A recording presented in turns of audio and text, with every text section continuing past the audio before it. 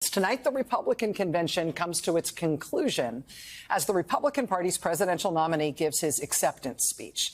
And he is giving this acceptance speech, I think it cannot be overstated. He is giving this acceptance speech in truly unique, even bizarre circumstances. I mean, there's no nicer way to say this, but he is a felon. Recently convicted of 34 felony criminal charges, now awaiting sentencing for those charges, facing up to 4 years in prison. He's also under indictment in other jurisdictions, not only a multi-count RICO criminal indictment under Georgia state law, but also a multi-count federal criminal indictment in D.C. District Court in Washington. Happily for the nominee, but just adding to the weirdness of it for all the rest of us, at this moment, he is no longer facing multiple additional felony federal charges in Florida under the Espionage Act. But that's only thanks to a shock ruling from a judge he appointed in his last days in office. That shock ruling is now being appealed, which means if the appeal by prosecutors is successful, we might expect that the nominee will end up federally indicted under the Espionage Act again, in addition to the other charges he is still facing. The Espionage Act charges, of course, relate to bizarre revelations about him hoarding and hiding hundreds of classified documents, including very classified documents, at his home in Florida after his presidency, even after federal authorities let him know that he had these documents when he should not have, and he needed to give them back. The charges of which he was already convicted in New York derive from him using the family business he inherited from his father to cover up payments he made to a woman named Stormy Daniels to try to stop her from speaking publicly before the 2016 election about an unpleasant sexual encounter she says she endured with Mr. Trump about a year after he married the former First Lady, Melania Trump, and not long after she gave birth to their son. Although Mr. Trump denied that alleged sexual encounter took place, Mrs. Trump, Melania Trump, was conspicuously absent from that trial, even when the jury delivered its verdict that he was guilty on all 34 felony counts. Mrs. Trump has still been even more conspicuously absent from every one of his campaign trail events this entire year, and almost all his other events as well, since he left the White House, which is not a typical president and first lady arrangement, which, of course, is fine. Who among us knows what makes anyone else's marriage? Love is a many-splendored thing. But that record of her... Did you say? Just I heard it following along. Like all your fans. We just get to go on. We love it. That's really good. I want everybody to know at home, I can also hear you through the television. So be on your best behavior. The record of Melania Trump avoiding being seen with her husband ever for years at a time now does make it notable that we're about to see something very unusual. We are about to see within the next few minutes that she is in Milwaukee tonight, that she is in the building at the Republican convention for Donald Trump's acceptance of the Republican presidential nomination this evening. That itself a notable and unusual circumstance. When Donald Trump left the presidency in January 2021, he did not attend the inauguration of his successor. That itself unique in American history. Trump left in his wake the worst incidents of political violence the country has ever seen in a presidential transition. The only time we haven't had a peaceful transition of power from one president to the next, arguably ever, arguably since the Civil War. The criminal charges that are still pending against the Republicans' presidential nominee, the ones in Georgia and Washington, they relate to his refusal to leave office after he was voted out. They relate to the violent coup attempt that he launched, the mob of his supporters that tried to physically stop Congress from certifying the results of the election in which he was voted out of office. That election, I remind you, was not close. Donald Trump lost his reelection bid by more than 7 million votes and by more than 70 electoral votes.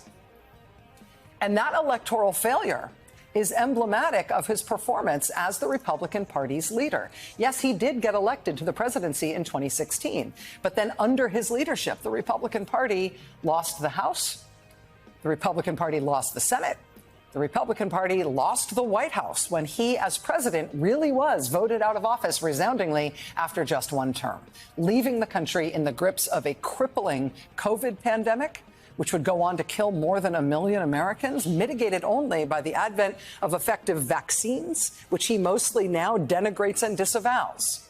He also left the country with his Supreme Court, onto which he installed 3 new hardline, ultra-conservative justices who, true to his promise, soon overturned Roe versus Wade, throwing women's rights in this country into a very, very fast reverse gear, ushering in draconian abortion bans in Republican-controlled states across the country, leading quickly thereafter to Republican-led efforts to ban in vitro fertilization, to even ban and restrict birth control, leading Republicans in Washington and in the most influential conservative advocacy groups to start their plans for a national abortion ban, for birth control restrictions, for even things like a ban on pornography, a ban on no-fault divorce.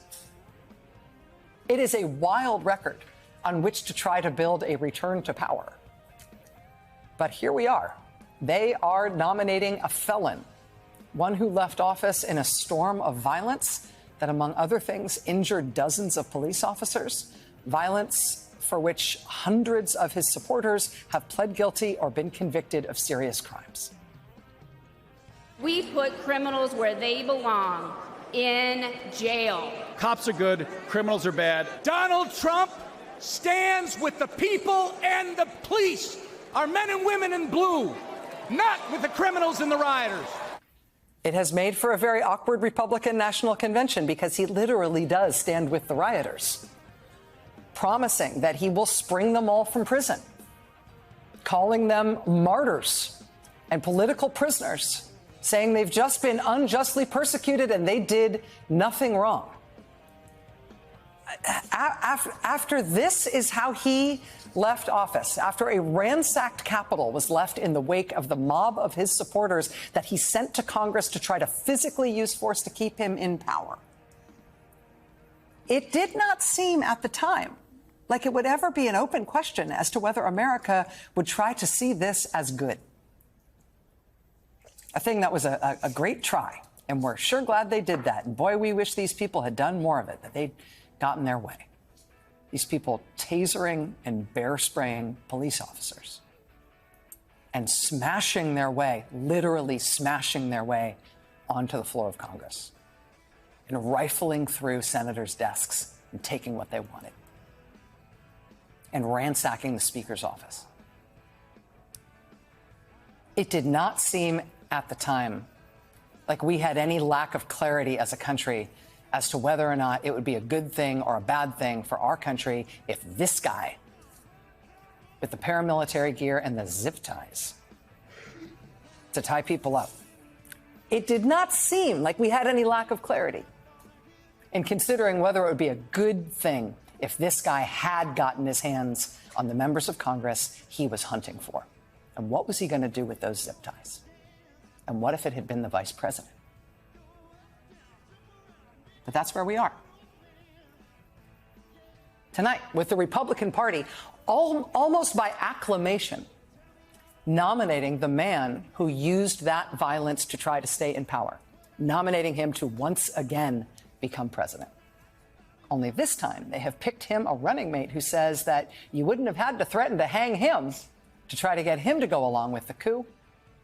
Ohio Senator J.D. Vance was picked for the job after he said publicly on television that had he been the vice president when this happened, he would have done it. He would have got along with it. He would have thrown out the results of the election. And so it's only been 3.5 years and 88 felony counts against Donald Trump since then. But the Republican Party is back offering more of this, please. This RNC, this Republican National Convention, saw one of Trump's former advisors take a plane to the convention direct from prison. Unlike many other Trump advisors, he was not in jail on fraud or corruption charges. He was in jail after he took credit for helping to conceive of and to try to implement the plan to stop the certification of the election results, to pressure Vice President Mike Pence to rejecting the election results from states Trump lost. Peter Navarro took credit for conceiving and trying to implement that plan, and then he refused a subpoena to testify about it. And so that's why he had to come to the RNC from prison, whereupon he received the largest hero's welcome that any of the speakers or guests have received on any of the nights of the convention this week. But he was just one of the figures who faced criminal charges related to the coup who was celebrated at the convention this week. The fake Trump electors from Nevada, they just recently had the charges against them dropped on jurisdictional technical grounds. Several of them are delegates to the Republican convention. Along with the fake electors from Michigan, they are under criminal indictment. Several of them are delegates to this convention. So are some of the fake electors from Arizona. They are under criminal felony indictment. They are also now delegates to this Republican National Convention. In fact, all 7 states that participated in the fake elector scheme as part of the coup to try to keep Trump in power after he was voted out, all 7 states, Republican parties in all 7 of those states have sent at least one of their fake electors to be a delegate at this Republican National Convention. And that is just the flavor of it, right? 2 of the former president's other advisors, whom he pardoned after they were convicted of federal crimes and sentenced to prison. 2 of them, you see them here, spotted this week on the RNC floor in Milwaukee, mobbed by fans, greeted warmly. And we have been slowly boiling in this water. We have been slowly boiling in this reality for long enough that it is possible to lose sight of just how radical this moment actually is. But Republicans really are going to nominate a felon who tried to overthrow the U.S. government by force. Despite all the people who have gone to prison for it, they have decided that force was justified. And that they in no way, shape, or form are suggesting that they won't do it again, right? To the country, it's the plan. I mean, the Republican Party is this time planning overtly in advance that there is not going to be a normal certification of the election this year. They have laid the groundwork already and are implementing efforts already to have Republican county and state officials refuse to certify election results from the get-go. Why would they do that? The consequence of that is that there will not be state-certified election results sitting there tidily in a box, ready to be opened and counted ceremonially on January 6th. There won't be state-certified election results. So there can't be just a count of which states were won by each candidate, which is how we're supposed to elect presidents in this country. As the New York Times put it recently, quote, the strategy involves an ambitious and legally dubious attempt to reimagine decades of settled law dictating how results are officially certified in the weeks before the transfer of power. I mean, here's where we are. The first time the Republican Party chose Donald Trump as their nominee for president, he won the presidential election. His presidency is viewed by historians as the worst presidency in the history of the United States. He was impeached twice. The second time they chose him as their party's nominee for president, he lost the general election, and it ended in a violent, failed effort to retain power by force. Now they are choosing him again, with whatever you call the opposite of regret for how it worked out the last time, and with an all but explicit promise to do it again. So here we go. Next round starts tonight. With everything else that's been going on this week, one story that we keep talking about, that we keep coming back to, is the lead story in the New York Times on Saturday night before that tragic shooting at a Trump rally in Pennsylvania that wounded the former president, was this. Unbowed by January 6 charges, Republicans pursue plans to contest a Trump defeat, written among other things among other reporters by Jim Rutenberg at the New York Times. The Republican Party and its conservative allies are engaged in an unprecedented legal campaign targeting the American voting system. Their wide-ranging and methodical effort is laying the groundwork to contest the next election, including by attempting to short-circuit the process of ratifying the winner. Again, this is not a backward-looking article about what Trump and his allies did in 2020. This is about what they're planning on doing this year. Again, this story co-bylined by our next guest, Jim Rutenberg, a writer-at-large for the New York Times. Mr. Rutenberg, thanks very much for joining us. It's good to have you here. Thanks for having me. Is the sort of scheme that you outline in your article here, is it a rerun of what happened in January 2020, or is it the kind of thing, the kind of way you would rerun something if you could go back and do it all better so this time it would work? It's more the latter, for sure. At the end of the day, what they tried to do in 2020 didn't work for their purposes, right? And I just want to say a lot of legal experts believe this won't work either. But what we do know is that there's a lot going on across this country to look at that certification process and change it. And if your viewers will remember, and you did this in your lead up, that the certification process is exactly what was being dealt with at Capitol Hill on January 6th. The pageantry of democracy, that act of certifying an election, it's ministerial. There are no two ways about it. You vote to do it, and there's a move afoot already in 20 different counties. We've seen this where local boards are voting against certifying. It's yet to lead to a big cataclysmic stopping of a certification, but it's come closer than we've ever seen. It's unprecedented.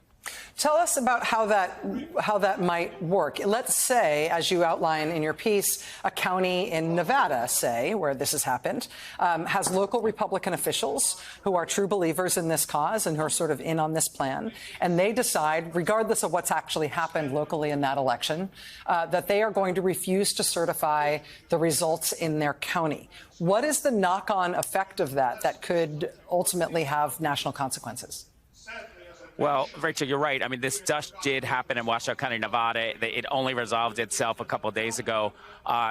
This time around, the results were certified. A judge came and a judge was basically court papers were filed threatening legal action to force this board to certify. It was plane landed safely. The concern is what happens when this is in the fall. And we're up against deadlines. There are deadlines about certification that's very clearly laid out when the Electoral College votes, and then we're right into January 6th. If one of these counties chooses not to meet that deadline for certification, it's very unclear in the law. And as your viewers probably remember, this law was rewritten to firm things up, to make it harder to short-circuit an election. But there are some loopholes, there are some new wrinkles, including some harder deadlines. And we don't know what happens if you miss those deadlines. There's a lot of fear in the advocate community that could lead to the whole thing getting thrown to Congress, but really, who knows? And to be clear, not to spell it out too bluntly here, but if a county gums up its certification, refuses a court order or ties it up in litigation, misses that deadline, then conceivably a state misses its deadline to certify its election results because they can't get certified results from every one of their counties. The way that your piece ends is with an acknowledgement from the co-chair of the Republican National Committee refusing to commit when asked whether or not the RNC, whether or not the Republican Party is going to try to block certification of the results in any states this fall. The RNC is essentially refusing to say whether they are joined in this effort, raising the prospect that they are. If a state doesn't have any certified election results, presumably that means they don't submit an electoral slate and the Electoral College can't be tallied.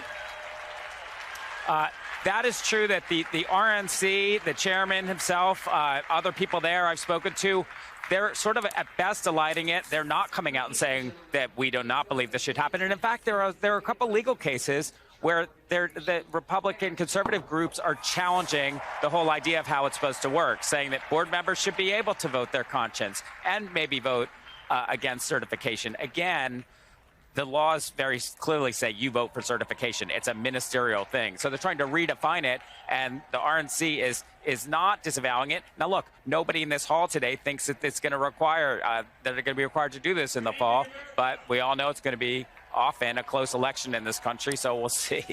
Jim, let me just ask you one last question. Outlining this the way that you have, again, one of the things that's interesting here is that it is sort of happening in full view. You talk about 20 different jurisdictions, at least, where low-level Republican officials are already refusing certification, not in places where there's real scandal or worrisome content of the election results, but seemingly because they're just inclined not to certify anymore.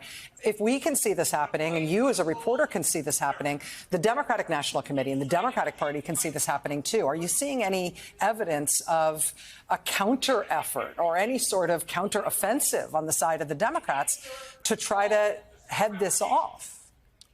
Yeah, we're told there's a very strong counter effort. The Democrats say, again, unprecedented. We hate using that word at my newspaper. We only use it when it's true. But the Democrats say that there's an unprecedented effort to meet this challenge, to get on the ground in these states, to monitor. In fact, that Washoe County board, it's a commission board.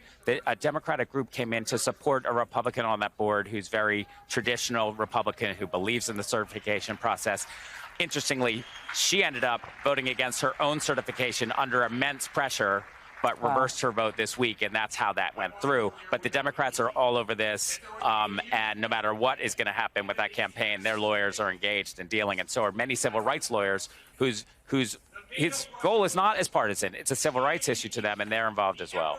Wow. This shouldn't have to be the way that elections are fought, but this is a very first early clear view that this is the way this one's going to be fought. It's not just about votes. It's about the way elections work or don't. Jim Rutenberg, writer-at-large for the New York Times and the New York Times Magazine. Thank you for covering this with such rigor and such clarity, Jim. It's really good to have you here.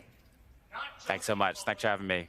Hey there, MSNBC fans. I'm Luke Russert, and be sure to join me, Rachel Maddow, Jen Psaki, Lawrence O'Donnell, Steve Kornacki, Joy Reid, and many more September 7th in Brooklyn, MSNBC Live Democracy 2024. Click on the link for ticket information. We will see you there.